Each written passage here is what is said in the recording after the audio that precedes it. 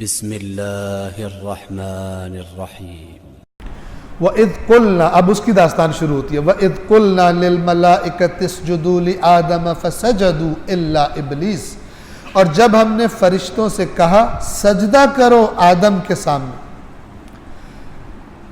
فَسَجَدُوا، تو انہوں نے سجدہ کیا، إِلَّا إِبْلِيسَ، سوائے ابلیس کے، ابا، اس نے انکار کر دیا، وَاسْتَكْبَرَ، اور اکڑ گیا، تکبر میں آ گیا، اپنے آپ کو بڑا سمجھا، اللہ سے کہتا ہے یہ زیادتی ہے، میں آگ سے بنا ہوں تو قرآن نے بتایا، یہ مٹی سے بنا ہے، میں برتر ہوں، یہ زیادتی ہے، وَكَانَ مِنَ الْكَافِرِينَ، اور اس تکبر اور اس انکار کی وجہ سے اتنے بلند مرتبے والا کافرین میں سے ہو گیا۔ اب یہاں سے بھی کفر کا معنی سمجھا جا سکتا ہے، عبادتیں ہو رہی ہیں، اتنی عبادتیں کہ فرشتوں کے ساتھ رہنے کی اجازت مل گئی ہے، ٹھیک ہے، اتنا کچھ دیکھ چکا ہے خدا کی قدرت کو، اکڑ کتنی خراب چیز ہے۔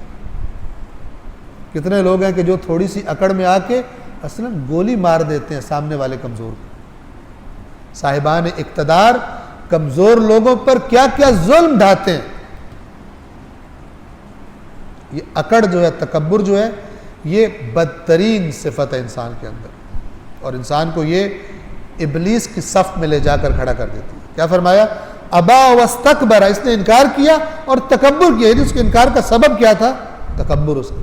وَكَانَ مِنَ الْكَافِرِينَ، انکار کرنے والوں میں سے، کافروں میں سے ہو گیا۔